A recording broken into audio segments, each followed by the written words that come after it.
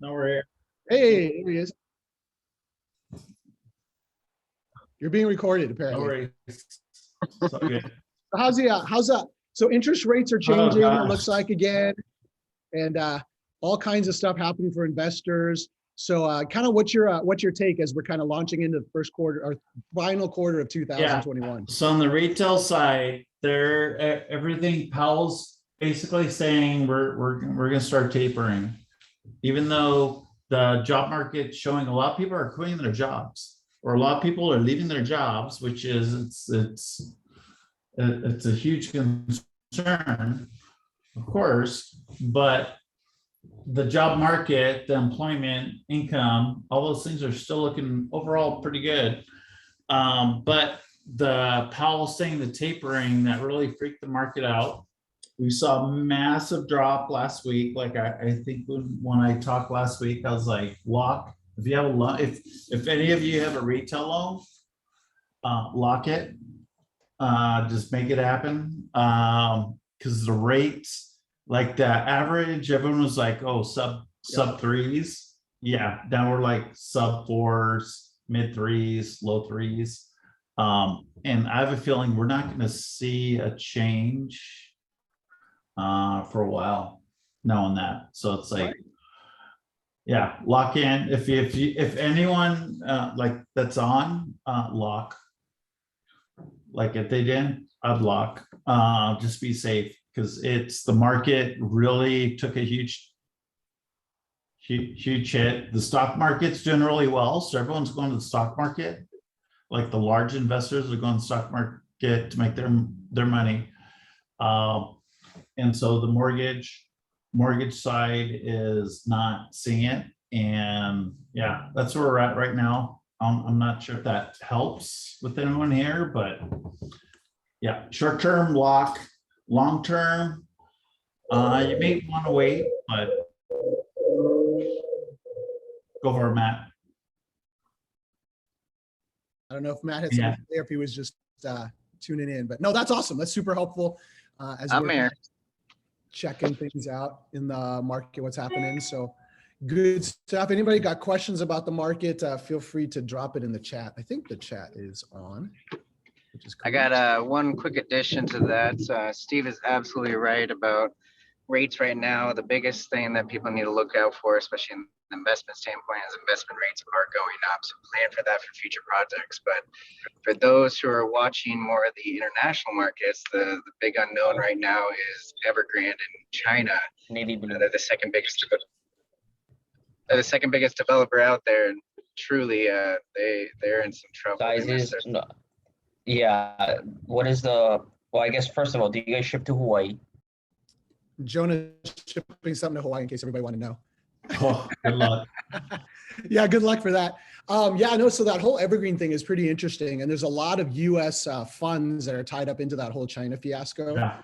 So it's going to impact for sure in the United States. It's just depending on how that ripple effect is going to happen. So yeah, definitely be watching that. Anybody got anything, insights or anything with regards to what's happening in China with that Evergreen group? Biggest thing right now is they missed their third interest payment this last week. The Chinese government is saying that they're going to step in and help out, but they haven't done so yet. They've been saying that for the last 3 weeks and the last few missed interest payments. So who knows if they're actually going to step in. If they are, it's going to be some type of bailout. If not, that could have some massive impacts. The latest numbers from the Evergrande deals is there's about $320 million in just actually done properties and a lot more projects that they haven't finished. So there could be a lot of impacts depending on if the Chinese government steps in or not. Yeah, absolutely. Yeah, thanks, Matt. That's awesome. It'll be interesting to watch. That's something that's definitely going to impact all of us. So cool. Anybody got any deals or needs or fun needs or questions or any challenges that you're facing in your real estate right now that you want to share or talk about?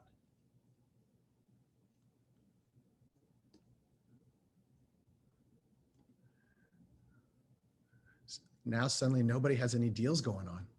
I was going to have a couple, but I'm probably gonna. I emailed Corey, but I'll CC Alex. Okay, perfect. Because yeah, some that are going to need some private loan, make it happen Okay. deals. Perfect. Yeah. Yeah, that'd be great. Yeah, we have some in Southern California that we need funding for. We've been kind of pretty active in the last week. We've been kind of getting everything funded, but if anybody's interested in doing like a flat 10% on short-term fix and flip deals, we have 4 new deals in LA.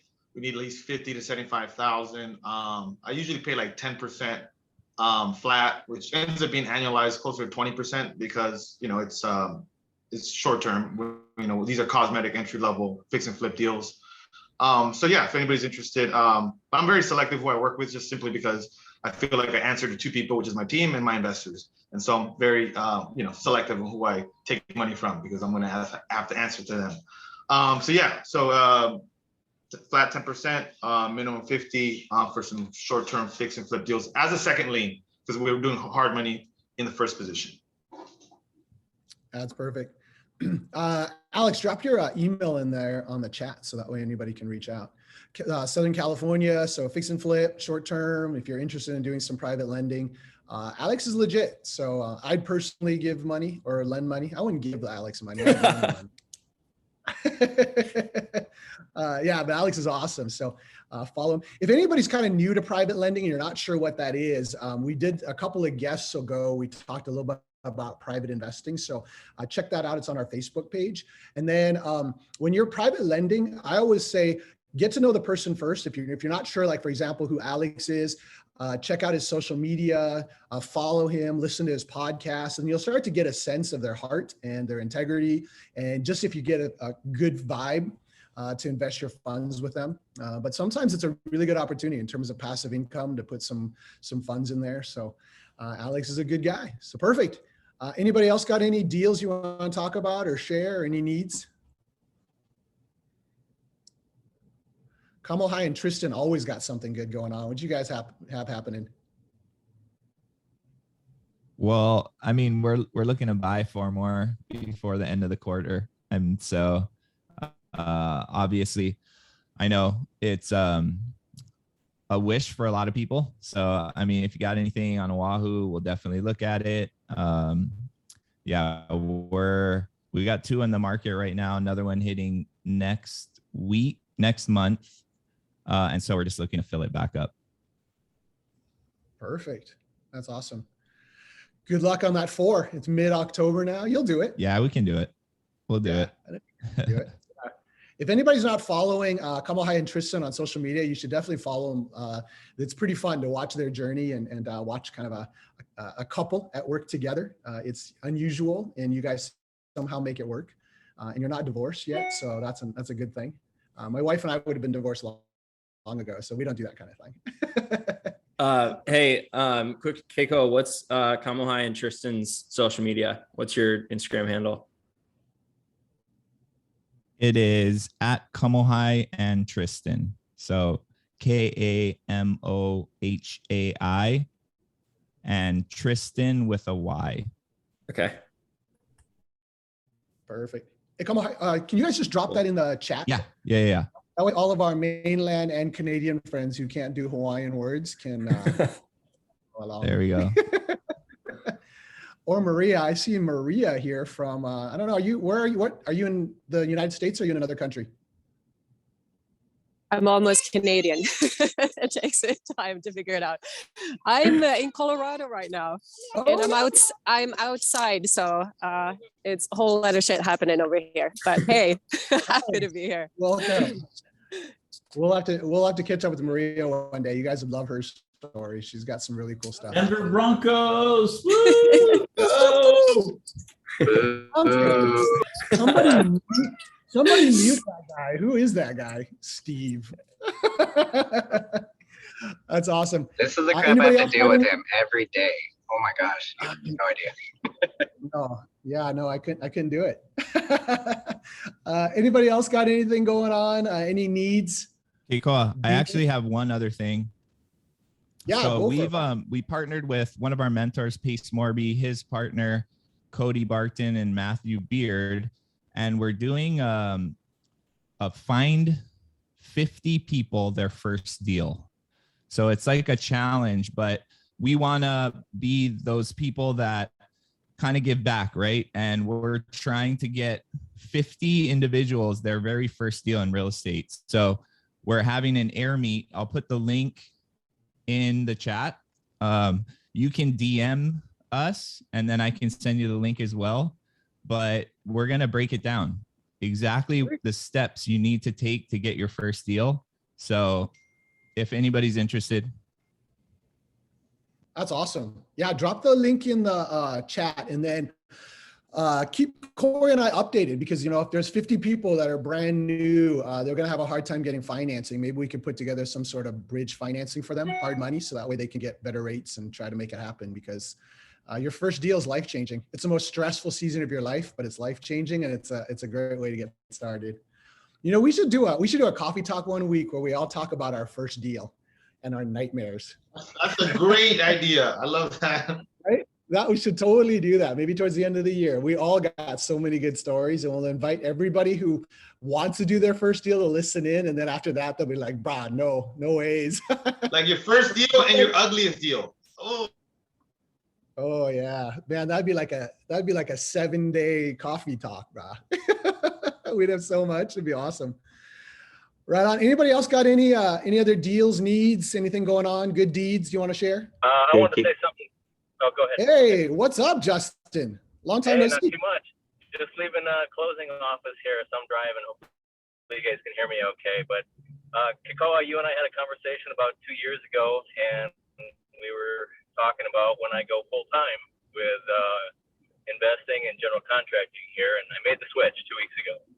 So we got So we're Nice. we're off to the races. I think my original timeline there was 5 years, and I think you said, "How the hell do we cut that down?" So you know, I found a way. You know, we did that deal with you last year. It turned out to be a pretty good deal.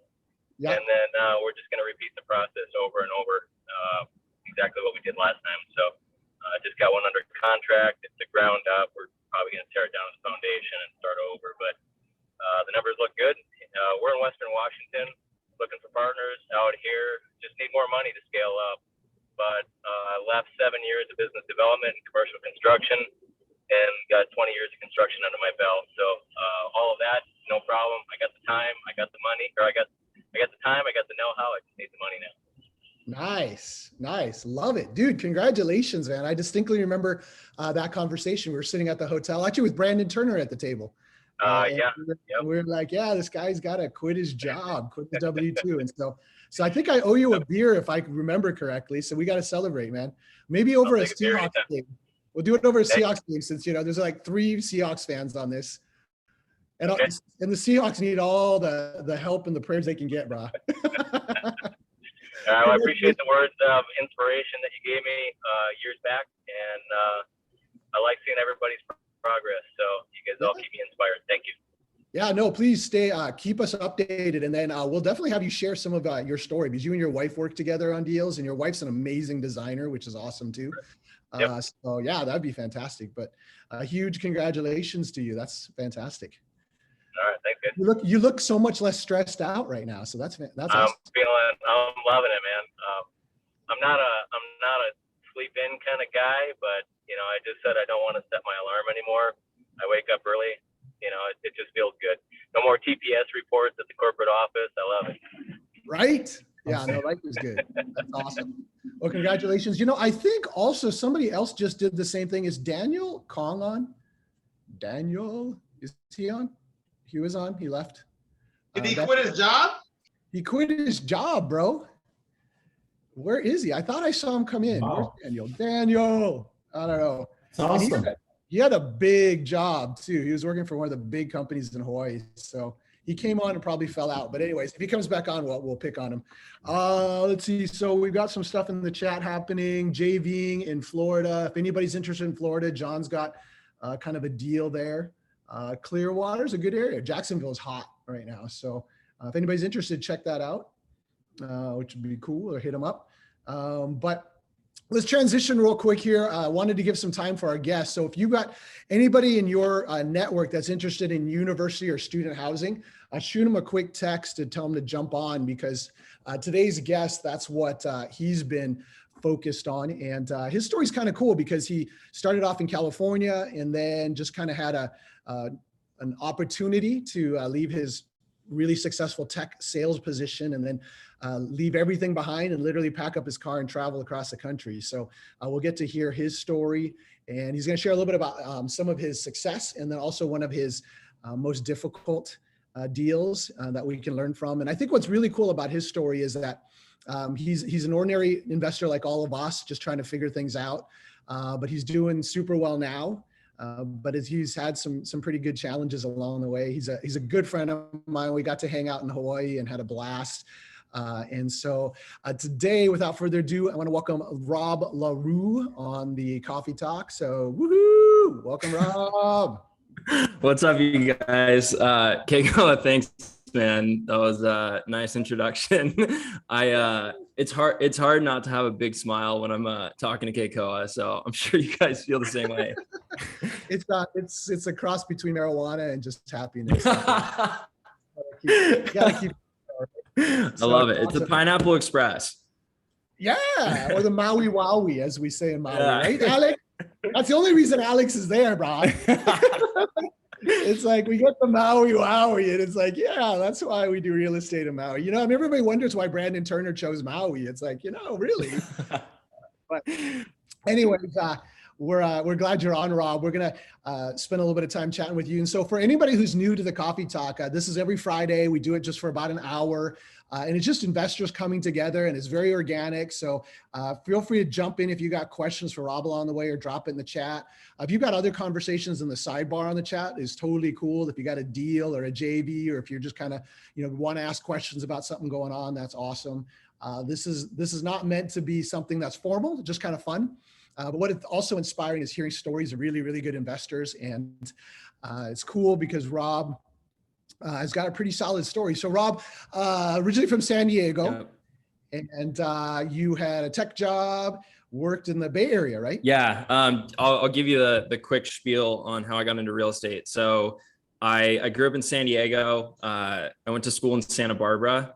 I was studying neuroscience, and I thought I was going to be a doctor. Midway through school, I realized that I was much more into entrepreneurship. I had taken an elective for an entrepreneurship class, and that definitely stuck with me. So I ended up taking the job at Oracle in the Bay Area when I graduated. And I think it was like day 3 or 4, I was sitting in my cubicle, and I just had an epiphany. I was like, I was cold calling, just they make you do 100 calls a day or whatever it is.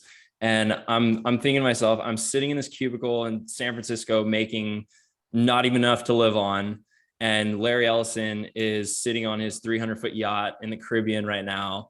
And I'm making this guy richer. And I kind of had this thought that the same biological output of energy, I'm either going to do it for him or I'm going to do it for myself. I'm still going to be stressed out, whether it's for him or it's for myself. So that was the day. 3 days in, I knew it wasn't going to last, but I couldn't quit at that time. I couldn't qualify for loans. I didn't have anything saved up. So I worked 3 years in tech, saved up as much as I could. And then I bought my first deal, which was actually in Joshua Tree. So Southern California desert area. And it was a duplex for $118,000, which is almost, you can't find it in California now. This was 2017, maybe 2016. I got a parking stall in California for $118,000. What was that? Can't even get a parking stall for that much now. Oh, no, not at all. No, it's insane. So that was day 1. It appraised for 150, and I paid 118.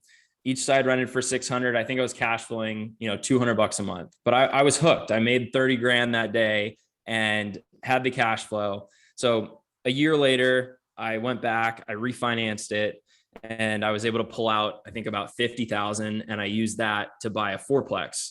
So that was kind of my first introduction to what really got me excited about real estate, which is, and on this deal, I didn't do it big time. I added a little value, but forcing appreciation, pulling out equity, and using that to buy more property. So over the next 2 years, I ended up getting 7 units in California. Nice. And I quit the tech job, and I was talking to a friend who I was having a conversation about, where in the US can I buy cash flow rental properties? And he had a brother in St. Louis, Missouri, which I had basically never heard of. I'd never been in the Midwest, no connection at all. And he sent me a deal for $15,000. And this was in Ferguson, Missouri. And I honestly, I thought they made a mistake on the listing. Like, I thought they forgot a 0. And I was like, there's no way you can buy a house for 15 grand. And he's like, no, you can buy it 15 grand. It probably needs 10 grand of work, and it'll rent for 800.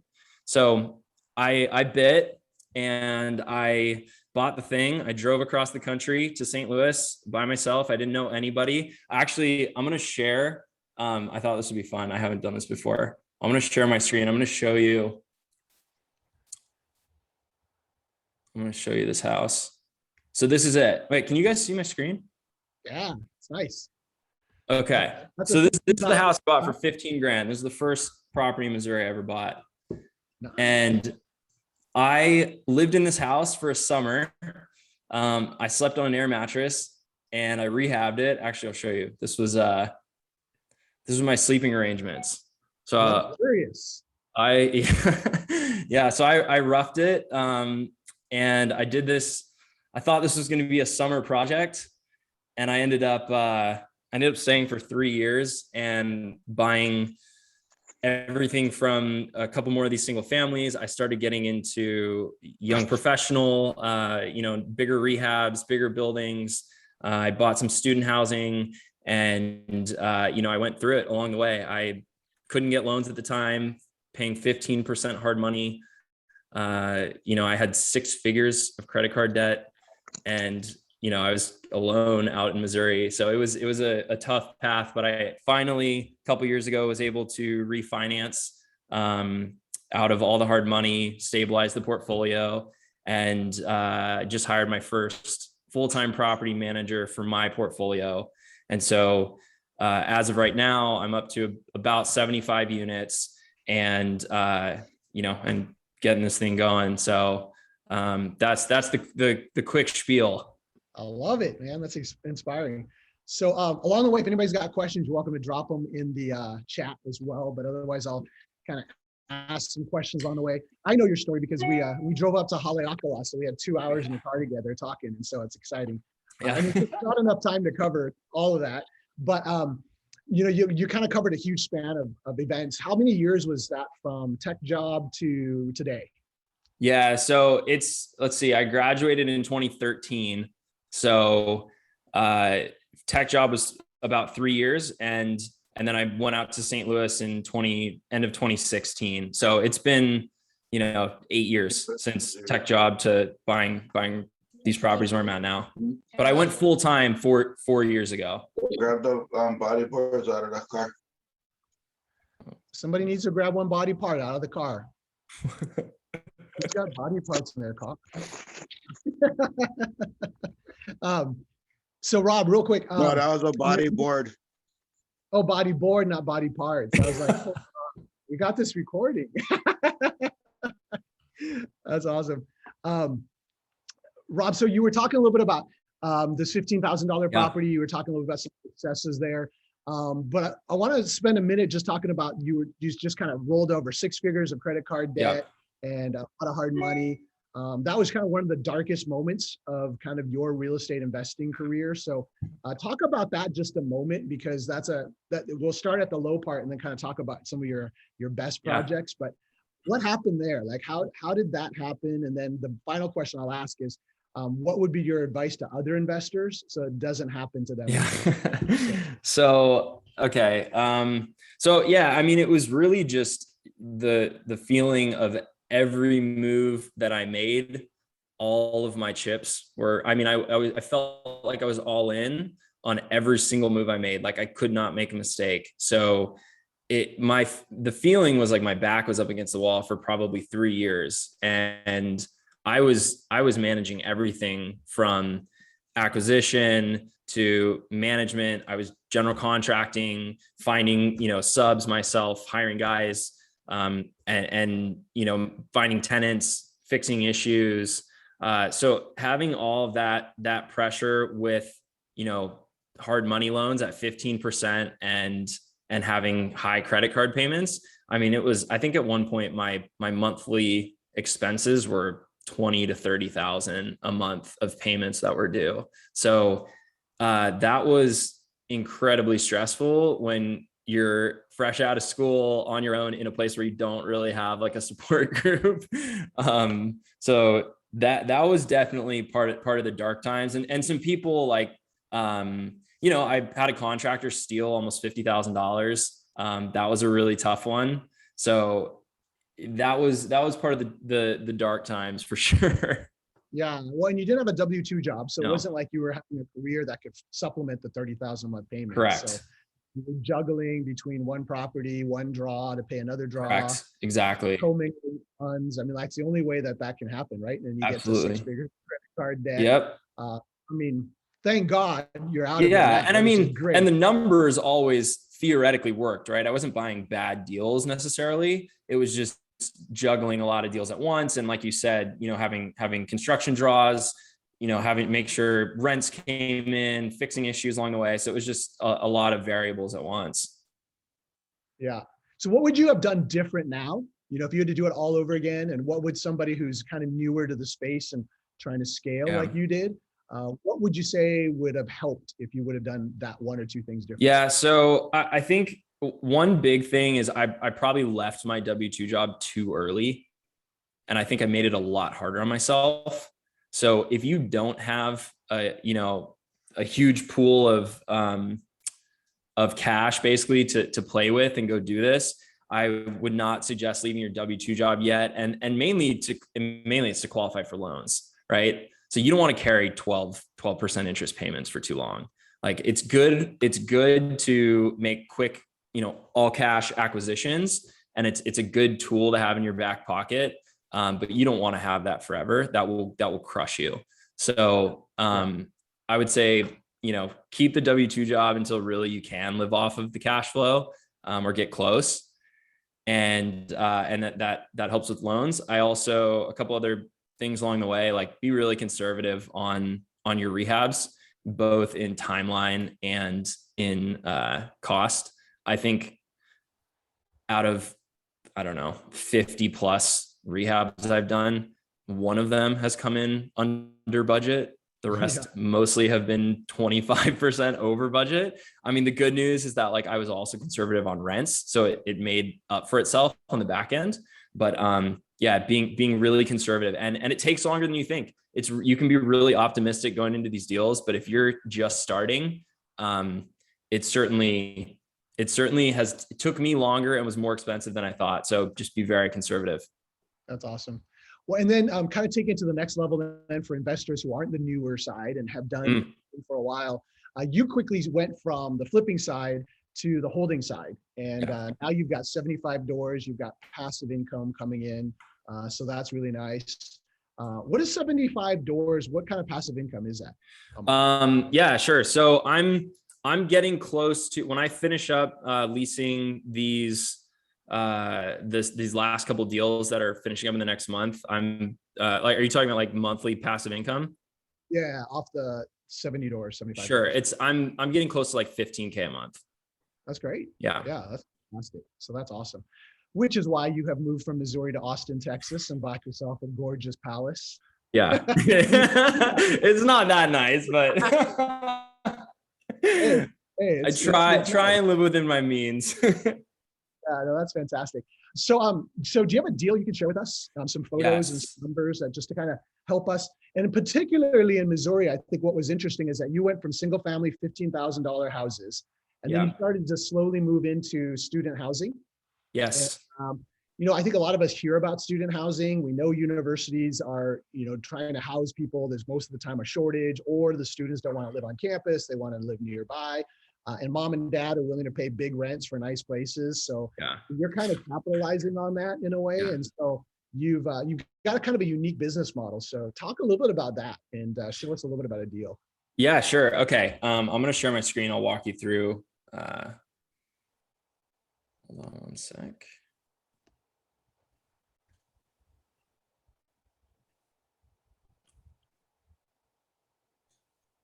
Okay. So I kind of, to be honest, I kind of stumbled upon this on accident. I didn't really anticipate specifically going for student housing. I just happened to buy a deal that I could have rented to students, or it could have been young professionals. I opted for students, and it ended up going really well, and I got much higher rents than I thought. So I doubled down on it. So like you said, student housing is a good niche market. I would say it's somewhere in between Airbnb and regular long-term rentals. It's potentially like a little bit higher, touch rate with tenants, like a little bit higher turnovers. You're not going to get someone that's staying for 10 years. You already know that you're going to have turnover every year. You may or may not be furnishing it. You're going to pay, as I've learned, right, as I've gone through this, there's a huge advantage to paying for utilities and making it really easy for students to go in and out. So I found this kind of niche within student housing, and specifically, I renovated this house to really appeal to young professionals. And so I picked nice stuff, and I didn't cut corners. I put really nice quartz in the kitchen. I gutted this thing out. I made it, really open, anticipating I was going to get young professional tenants, and it was like a huge hit with students. And so I found this kind of niche in luxury student housing, I would call it. So I'll walk you through this deal. This is probably the best deal that I've ever done in terms of like a small deal that I did on my own. So I'm going to show you some pictures first, and then I'll run through the numbers. So this was that. Near the university. Yes, this is probably a 5-minute or less walk. It's nice. 2 blocks from the entrance of the university. Nice. It's nice looking. Yeah, it's and the cool thing about this market in St. Louis is these homes are, these are all like really beautiful architecture. These are 100-year-old homes. So they're really nice. Yeah, and you don't have to do too much with brick and tile, so that's no. Okay, so this was the kitchen and the bathroom, just to give you an idea of what it looked like when I bought it. Nice. Okay. Nice. It was really choppy, just walls everywhere, tons of rooms. This was during the renovation when we were opening things up. And you did quite a bit of this work yourself as well, or you had? Yeah, I'll show you when I run through the numbers, because my rehab cost was pretty low on this, and it's because I did quite a bit of it myself. I don't do that on every deal, but I did on this particular one. Like I painted the whole house myself almost. Wow. So now I'm gonna show some afters. So that, like, this tile in the front, this porch, this is all original. It's 100-year-old. This is 100 years old. Wow, that's nice. So this is the kitchen now. So the kitchen is a central kitchen that's shared for all the residents in the house? So it's a sorry, I should have started with this. It's a duplex. So, and each unit is 3 beds, 2 baths. And this is the upstairs unit. So 3 students would share this. Wow. Dude, this is not like the dorm I lived in. No, this is what I turned that bathroom into. Man, amazing. I bet some of the college kids' parents didn't even make them their own houses. I know, and right at the end of the day, like you're really selling to the parents, not really the kids. Oh, 100%. Yeah. So washer, dryer, and unit. This is an example, one of the bedrooms. This is the backyard. There's a 2-car garage. Very nice. Okay, so I'll run through the numbers on this deal. So I bought this thing for $375,000. I got a small seller credit, and I put 75,000 plus my own labor in. So take this with a grain of salt on, some of these numbers. It wouldn't be this low really for this large of a rehab. I did a little of it myself. This was also a bit of a house hack. So I did live in this while I was rehabbing it. So I got an owner occupied loan, which is why I was able to put 5% down. I've done lots of different deals, with different kind of structures on acquisition, hard money, all this kind of stuff. But this particular deal, I put 5% down and did a conventional loan. So I ended up, when it was all said and done, my down payment was only $12,000. The loan was about $350,000. And I had my holding costs during the summer. I bought in the beginning of the summer, and the school year starts in September. So I had 3 to 4-ish months to get this done. So my total cash in during the rehab was the down payment, holding costs, closing costs, and my renovation costs of 75. So my total cash in was almost 100.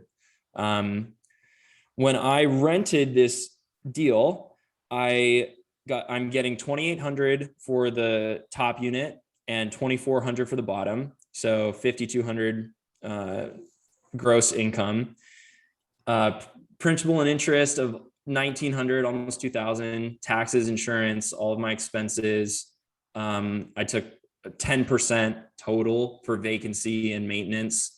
And then a management of $100. I just put that in there. I self-manage. So for now, when I finished this deal, I went back to the bank, got an appraisal, and it appraised at 605. So I was able to, here, hold on, let me move this thing. So I was able to get a new loan of $453,000 at 3%, which was amazing, 30-year fixed.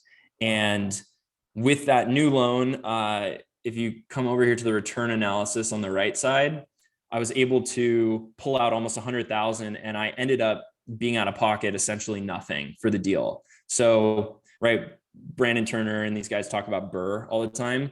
I think it's the best concept in real estate. So I always try and do deals that I'm adding value and I can refinance out of and get my original cash back. I mean, that's how I made my money, my very small amount of money that I started with, go extremely far, is by doing BRRRR deals. So essentially in it for nothing. And the total cash flow is a little over 2,000, running a almost 11% cap rate. And your cash on cash is pretty much, infinite if it's at 0. So a high cash on cash. And then I added a section that connects to the mortgage pay down. So I added that in as well. So that's the overall deal where it stands as of today. Now, let me show you, this was the team, some of the guys that I did the rehab with. Just like to show the process along the way. So one of my favorite parts about this deal was I was under the gun to get this rehab done because I signed a lease for students to start in September, and it was not going to get done by their start date. And one of the girls' dads is a lawyer in New York, and I mean, WashU is an extremely high family median income university. And so this guy calls me and he's like, is my daughter, is this house going to be ready? Blah, blah, blah. And I was freaking out. And so I kind of like befriended them. And I was like, look, guys, here's the deal. I need your help to finish this. So these are my tenants that were living up there, and I had them help me finish the project. Love it. Hey, that's a great way to get some free labor. Yeah. I mean, it was just a night. It was a I don't know, a special moment for me. It was cool. I mean, this was only like a day or two. They helped me paint some stuff, but we did end up getting it done. And I want to go through kind of how this deal. I mean, I would consider this a great deal, being in it for nothing and cash flowing 2,000 a month as a really good deal. That in and of itself is almost the best deal I've done, like on a single property. But in the last 2-ish months, I was doing some more research, and so like I told you, I looked into how to do a student housing model even better. And so I figured out that if I offer all utilities paid, including Wi-Fi, potentially furnish the place, then I would be more in line with what the university was offering. So on the left, you can see WashU's housing rate. So they're basically averaging 14 to 16,000 a student per academic year, which is only 8 months. And this is for the on-campus housing, which is not nearly, it's not luxurious. I mean, it's like, you get a twin bed and it's not renovated. These are older buildings. And so what I did was I created a model more similar to that. And I broke it down to where if you compare my cost, so I'm charging now $16,000 a year per student. And my monthly cost, because it's a 12-month lease instead of 8-month, is $1,300 a student versus, if you can see on the left, it's almost $2,000 a student. So they're getting a better product for cheaper, and they have a little bit of time, between move in and move out. They don't have to be out the day the semester ends. If they want to store their stuff over the summer, they can keep it. So the exciting part about switching this strategy was that my cash flow, even when you include those utilities, and potentially furnishing the place, my cash flow went to almost $4,000 a month on this deal.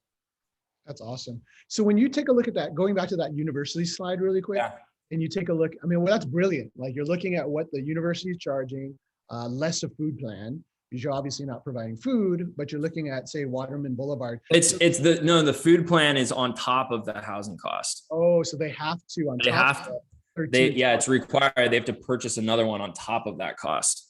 Man, that's why universities are such big business.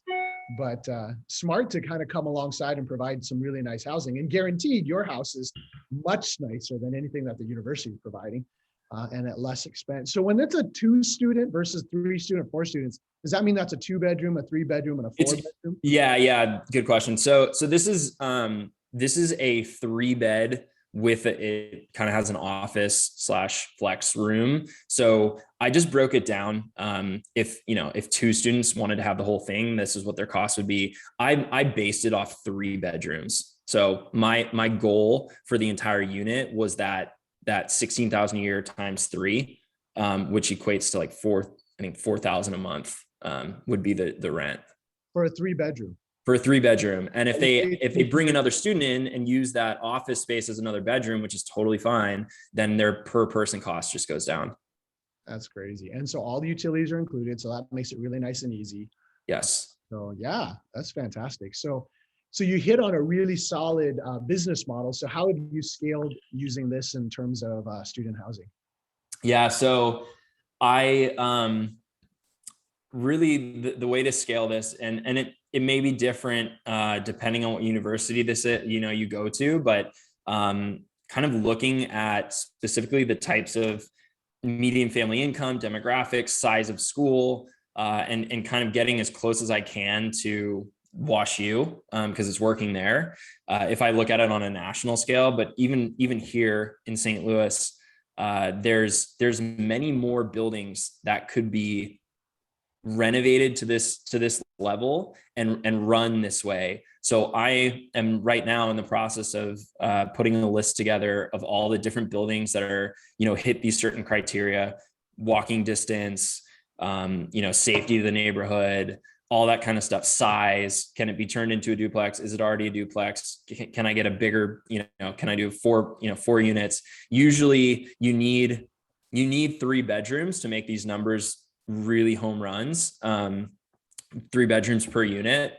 So I'm searching out the specific properties that fit that criteria, and I'm going to start calling on owners and seeing if I can buy these things. And the nice thing is that I can almost pay market rate, maybe even more, because the gross income is so high running it like this. It's almost like an Airbnb, right? So you can pay more for these things and put more money in because you're gonna make more off them. So that's the strategy right now, is finding more buildings that are similar parameters and making offers on them. That's awesome. So then now you're obviously kind of focused in on this WashU area. Yeah. Now, isn't it typically true that housing right around the university, because the owners know it, there's a premium on them, so you're going to pay more than market rate for that type of house? Yeah, I mean, you are paying. It's interesting at Wash U in particular. It's not really. You're not really paying more than market rate for the area. It's in a nice area of town, so it's already kind of at market rate for these properties. Interesting. It's not like you don't pay more because it's next to the university. Yeah. Interesting. That's amazing. So if somebody's interested in doing something similar and they're not planning on doing Missouri and WashU, Yeah. what would you say is kind of like 2 or 3 things to keep in mind as somebody's evaluating, say, the market around the University of Hawaii or the University of Washington, the University of Idaho? So what's a couple of things that you would say, new market, similar strategy? For sure. Okay. So, I mean, most students don't have cars. They want to walk. So you really just like, I've tried to put myself in the mind of a student. I honestly wasn't a student that long ago. So I'm thinking to myself, okay, if this thing on a map, looks really close to the university, but on a map, it can look close, but it's not realistic. Like I wouldn't want to walk a mile to get to class, right? You want to be half a mile or under if you can. So it's kind of thinking about, okay, what would I want if I was a student? I would want, walking distance to the school. I would look at I would absolutely look at what the universities are charging, because that was the biggest key for me on making this thing a great deal, was finding out what the university was charging and just basically coming in the same price as them and offering a better product, still within walking distance or close enough to the school. So I would say looking at the university's pricing plan, and then thinking about it in terms of, if you're a student, could you walk to school from here? Would your friends want to visit this spot? Is there a nice backyard to like have a party? I mean, these are the things that students are thinking about. So that's what I've done, when I'm evaluating these deals now. That's awesome. Cool. So you've gone from that type of a duplex, and now you're doing multi-unit student housing. So yeah, I mean, interestingly enough, most of the deals around WashU in particular are not, they're 4 units and under. So okay, that's what I'm finding around WashU. But I'm still doing bigger apartment complexes in other areas, and I'm still doing that stuff. I just did my first syndication for a 36 unit deal. But specifically around this school, it's mostly residential. That's awesome. Super interesting. Yeah. Do you have any other slides you wanted to share? Yeah, I mean, if you guys want to hear, I did put my nightmare deal, and I can go through it in 5 minutes, just tell you how much of a pain in my ass it's been. Yeah, we love hearing the painful ones too. Okay, so yeah, like that was a great win on that other project. This has been a massive headache, and it's been a pretty big loss. Luckily, I'm going to hold it and will over time make the money back, and it'll be cash flow positive. But so I bought this 4-plex for almost. I love the way that you talk about how it's a nightmare and you're still smiling and you're chuckling.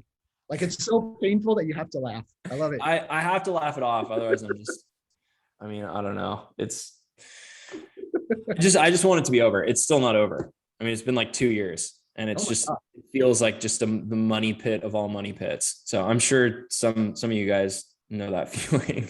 Yeah. No, I've got one right now too. I have 2 of them. But go for it.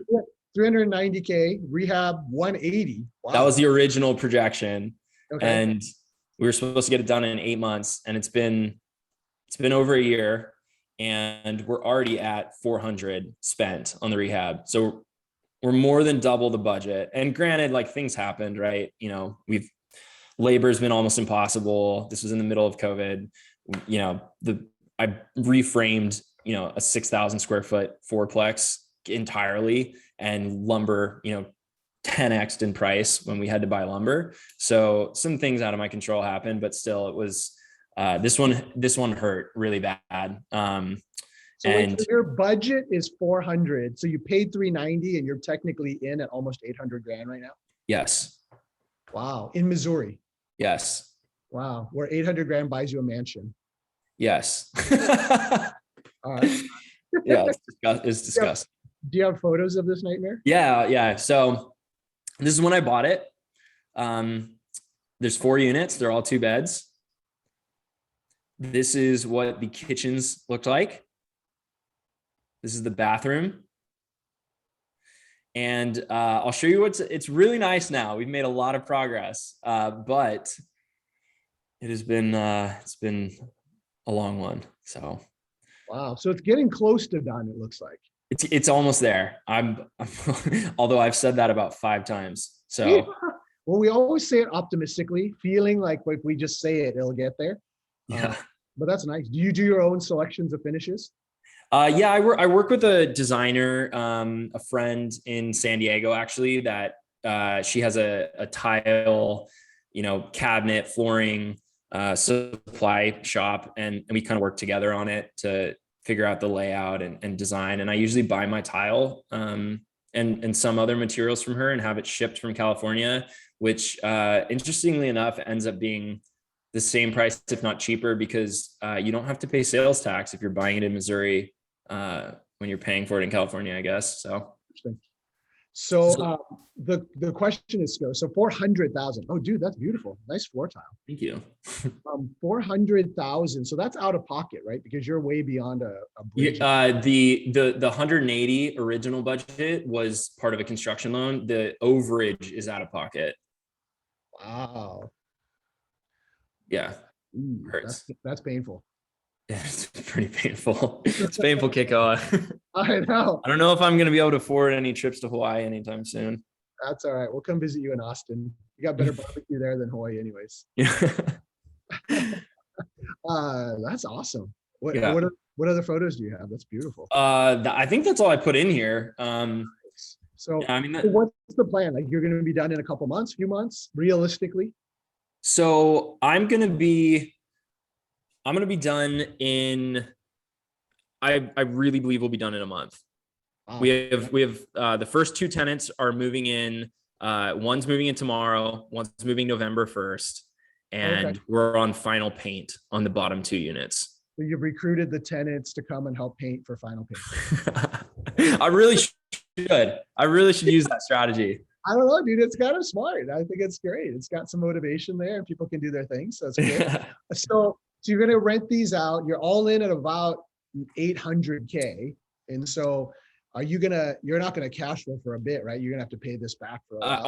On this one. So this will cash flow. It'll cash flow nicely. It cash flows almost 3,000 a month when it's all said and done, but I'm in the hole, I'm over 200 grand. So it's like, Yeah. it's going to be a while, but So your 3,000 a month is going to pay down that 200. yeah. And ultimately, right. I put the down payment on the original loan plus the overage. So there is going to be a return on my capital invested at 2,500 a month of cash flow times 12. It's not the worst thing in the world. It just, usually I do better than that. That's awesome. Yeah, no, I mean, it's painful, but the nice thing about real estate is if you buy smart, then you still have margin and upside. And unfortunately, the market's 100%. Yeah, and the market's done well. So it's buying smart. In fact, buying smart, let's see, there's a couple questions here real quick. Somebody asked, on that last property you talked about, that duplex, are the students taking care of it now? Like how long have they been in there? How's it working with students? Because, people think students are partiers and it goes crazy. Yeah. Funny enough, I was in town and I was hoping you'd tell this story. Okay. Yeah. Yeah. So I was in town maybe 2 months ago and I still keep I have some friends that still go to WashU that are, grad students, seniors, whatever it is. And one of them texted me. He's like, Rob, do you want to go to a party? And I was like, no, I'm too old for this, man. I'm not going to a college party. Like, come on, it's going to be great. It's at 6105 Waterman. And I'm like, what do you mean it's at 6105 Waterman? That's my house. And he's like, are you serious? So I got invited to a party at my own house. And I crashed it. I went and the tenants looked like they saw a ghost. Yeah. So anyway, the property now it's actually, it's in So here's the thing.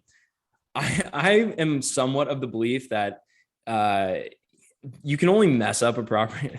It's knock on wood. You can only mess up a property so much. With the majority of people take, in my experience, have taken, if you take care of them, they take pretty good care of your property. I always put like luxury vinyl plank flooring, which is basically indestructible. That's been huge. It's scratch proof, it's waterproof, and it looks awesome. So that's a big one. And other than that, they've taken good care of it. So it's still looking good. That's awesome.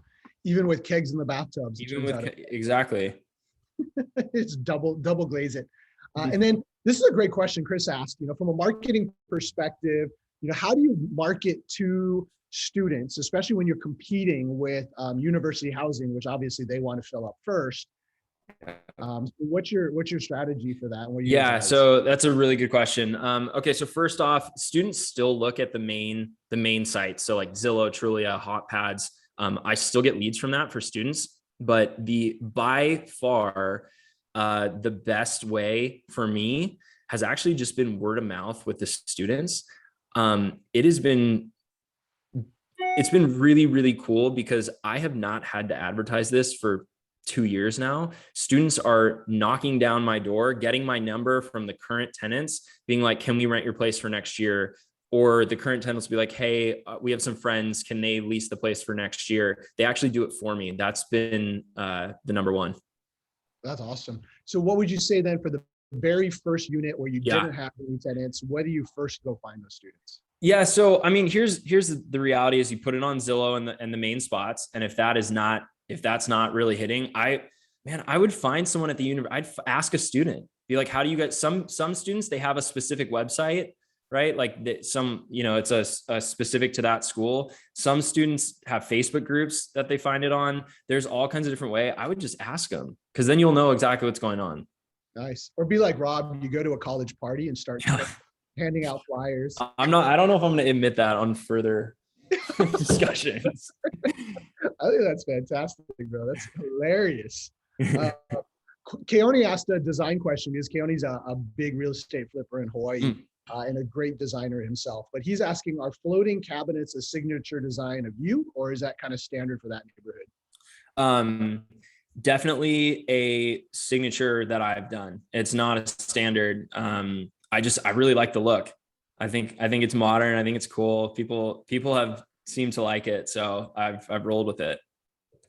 Cost differential between that and say a base shaker cab? Yeah. So those vanities are like $600, maybe $700, and base, I mean, maybe $250. So it's probably $500 more expensive, but my strategy has always been to go for the extra. Like I'm not going to say, I don't care if I spend 500 on a nicer couch. Even if I spend 10 grand on nicer materials overall on a big project, like that's not where I'm saving money. I'm saving money on huge plumbing, huge electric, big roof, window jobs, stuff like that. I will put the money into nicer materials that look better 10 out of 10 times. Awesome. And it's always paid off for me. I've always gotten higher rents, even if it's in a neighborhood that not necessarily like has classically had rehabs that nice or to that high level. I've just found it's worth it for me. Yeah. And then, so for student housing, they're usually like during the school year and then the summers they're gone. So do you sign leases for 10 months or the school year and then it sits empty for the summer, or do you make them do the whole year? I do 12-month leases. And they can, I'm pretty flexible on like subletting if they want to do it. If they want to, some students stay and do like an internship over the summer or take summer classes. And if they're not there, I actually haven't experienced it yet. No one's completely left. Okay. Yeah. So what's the next phase for you then? So you're doing syndications now for other student housing? So I'm doing kind of twofold. I realized I really like working with people. So I like having partners on my deals, whether they're limited partners or general partners. So I will definitely be putting together some kind of fund syndication for these student housing deals. I think we hit on a good niche here. So I'm working on putting some materials together and targeting some new deals with that. I'd like to get to 200 beds in the next couple of years. That's my goal. At 200 beds with the current numbers, and 200 beds, right? I've got in one duplex, that's 6 beds. And I just bought another duplex recently. That's 12. So it's not like 200 units. So it can go a little faster, but at 200 beds, that's $1 million a year revenue business. And other than that, I'm still doing my normal, multifamily purchases, just like the 36 unit I bought. So it's kind of those two things are my next step. That's awesome. It's interesting that you talk about student housing in terms of beds. We use the same terminology for adult family homes. So old people and students are all about beds, and then everybody doors, right? So yeah. That's cool. If anybody else has any other questions, we're going to start wrapping it down. You can throw it in the chat there for Rob. Rob, this is super, super interesting because obviously student housing isn't going away. And I've heard is that more and more universities are not spending money on dormitories anymore because funding short. So they're cutting funding there. So that's awesome. Somebody related to you is asking if is Lisa your mom? That's my mom. Hey, mom. Your mentor has to be your mom. That would be the right answer. Yeah, that's the answer. Hi, Mom.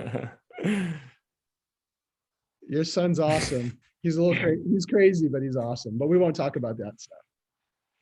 Keone, did you have any issues with the cash out? Oh, that's actually a really good question. I was thinking about that too.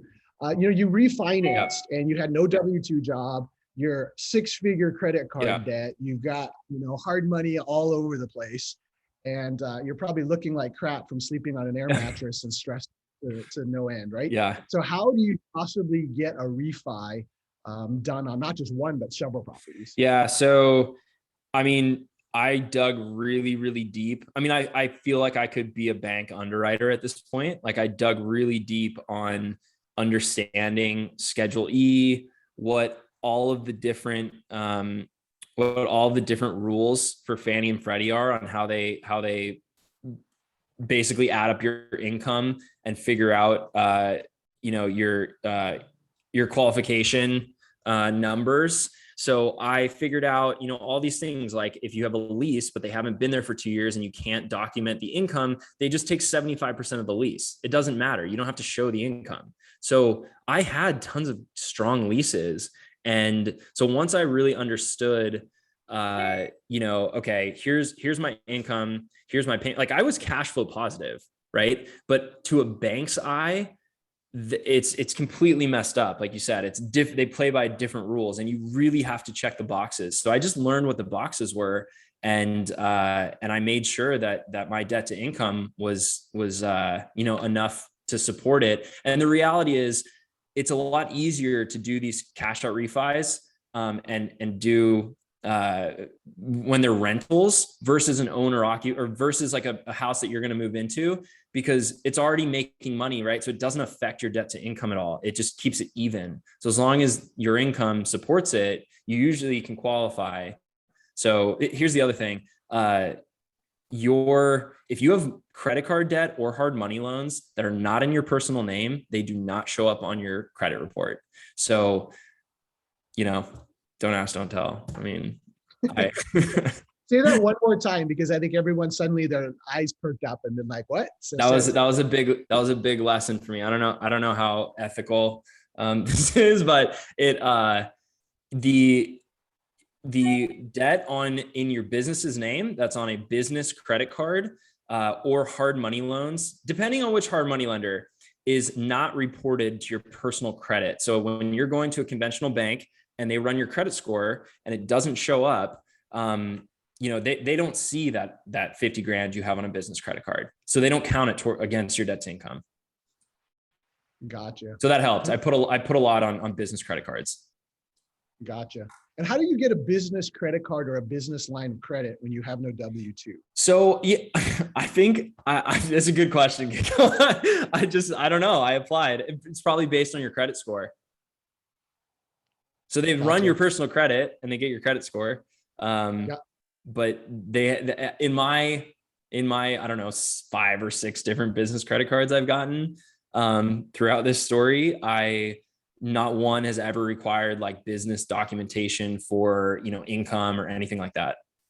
Perfect. So get a business credit card. Yeah, I mean that's a key like takeaway. If you don't have it or you're not doing that, get a business credit card.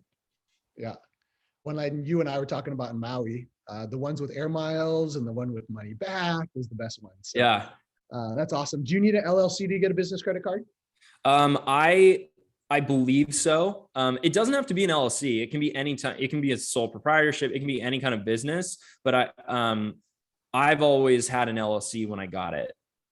Yeah. Because when you go through the application process, the application process, they will ask you, business name, is it an LLC? Is it a sole proprietorship, S Corp, whatever? And you probably have to put in the TIN number, so that the tax number for the business.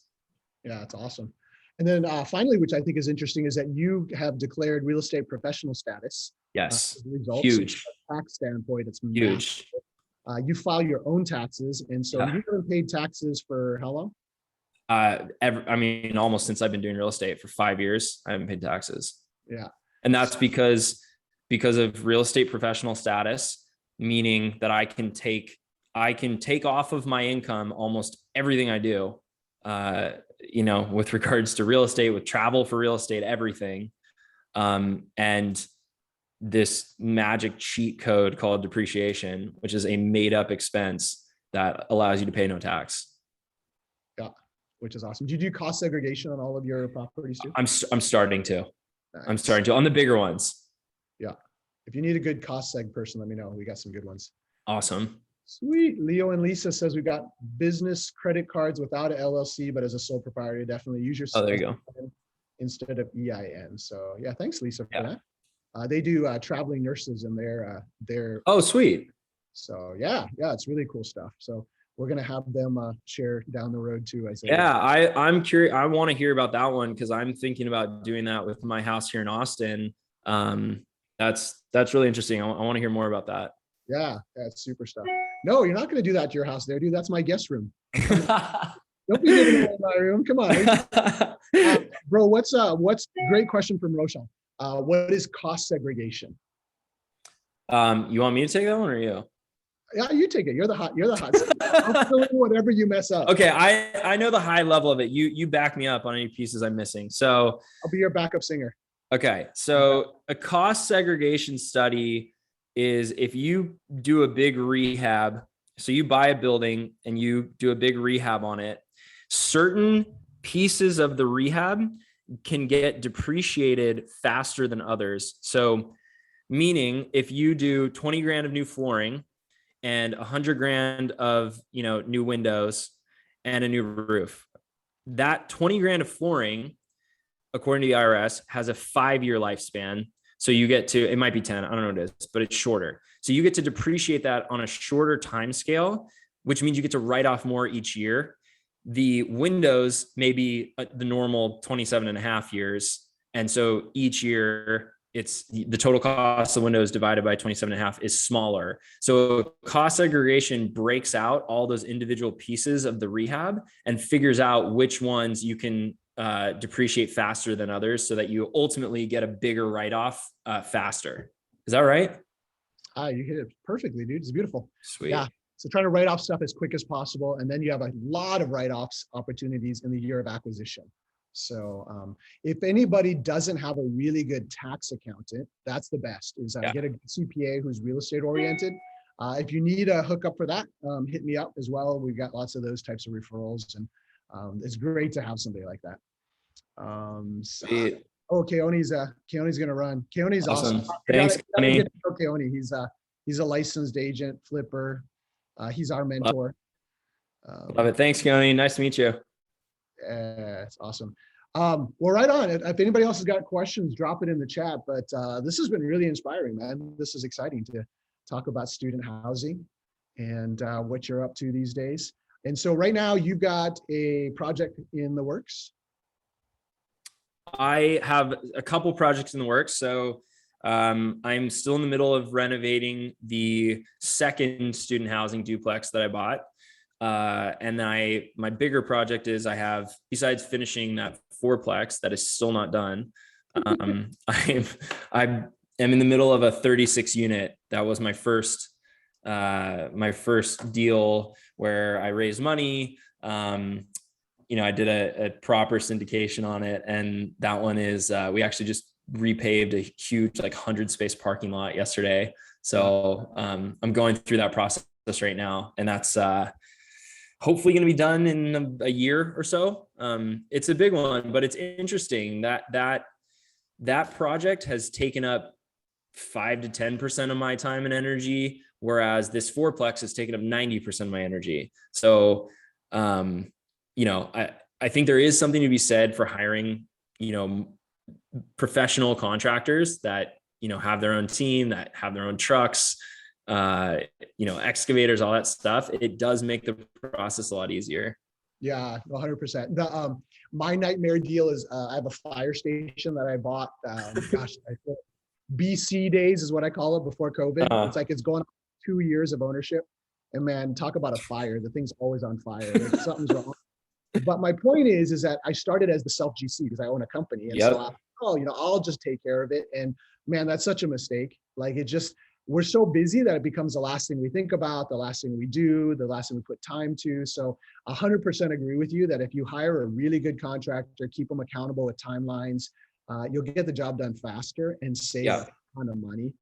But yeah, I added up the carrying costs of my $8,000 mortgage over the last 2 years alone. And I'm just, dude, I could have bought so many more Camaros. Yeah, for sure. I know. That's Did good stuff. Tyler has a question? Sorry, I just pulled up that chat thing. Can you repeat again how you can not pay taxes as a real estate investor? Tyler, it's called real estate professional status. Look it up on Google to start with, and you'll see a number of resources. It's an IRS opportunity. It's not a loophole. It's an actual IRS designation as well as a opportunity. And then if Tyler, you want a referral to an accountant or a CPA who can actually handle that. Not all CPAs know how to do that. I've got a couple of friends who have really high paid CPAs who don't know that because they're not really in the real estate side.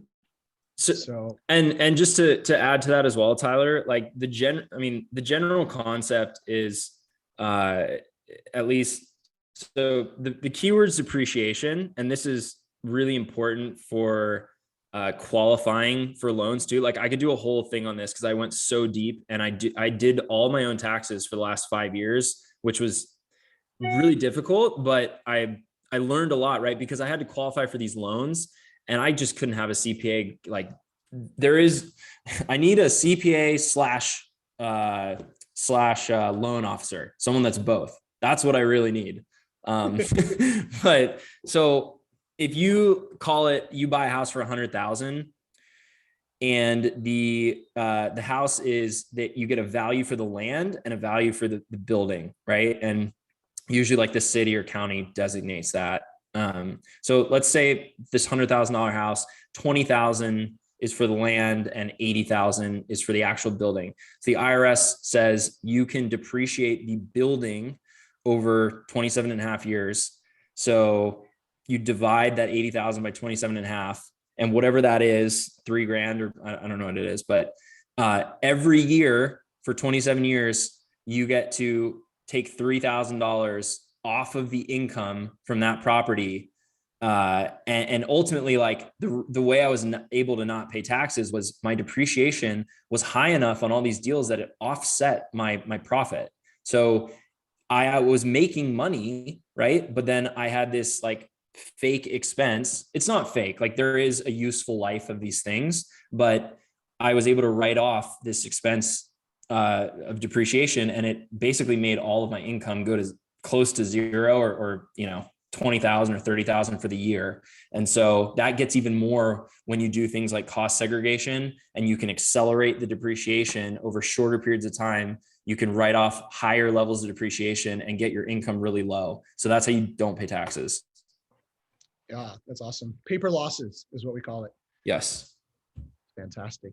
bro. And the nice thing, real quick, the nice thing is that when you qualify for loans, banks add back depreciation. That is like the key thing. So even though I might have said I made 15 grand for the year of taxable income, the bank will go back and add back the depreciation that I took to get my actual qualifying income. So I might have had 50 grand, 100 grand of depreciation, and to make my taxable income 15,000 for the year, but the bank says that I made 115,000. So that's how they get your number. They add back depreciation. So that's important to know. Yeah, that's game changing. It's huge. So, dude, you're so good at everything, man. You do your own taxes, you paint your own houses. I'm like average at a lot of stuff. Yeah, awesome. Fantastic. Well, thanks for jumping on and sharing. Can you throw your email address and a phone number for anybody who's single and thinks Rob's cool? Just kidding. Yeah, I'll put my email. I'll put my my Instagram too. I post like pictures of my houses and stuff. It's awesome. Right on. Well, thank you, dude. You're amazing. It was awesome. Very, very inspiring. Good information. And to everybody else, man, happy Friday to everybody, and happy Aloha Friday. And if anybody else has any deals throughout the week or any questions or anything that we can do, just check out the Keiko Exchange Facebook page, and then we'll try to monitor that. Sheena is always watching all of that as well, so should be cool. And congratulations again to Justin for quitting his job. We love to make quitters out of people. Yeah, congrats. That's awesome. And then, yeah, and Hey, Daniel, you're welcome, you guys. The chat stuff. This was awesome. I was excited to share my story. Oh, it was fantastic. Daniel looks like he's on too. Congratulations to Daniel if he's still somewhere out there. But cool. So whoever's got to sign off, feel free to sign off.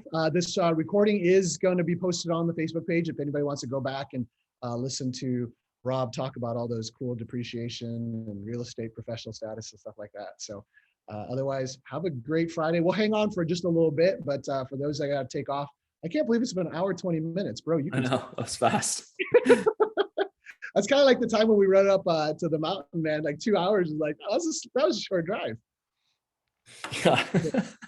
So, yeah, I know I was supposed to be in Austin tomorrow, but I'm not going to make it down, but we definitely got to So sad.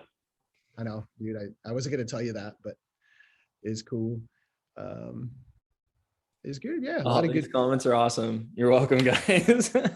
Anybody got any other comments for Rob now that we're kind of offline?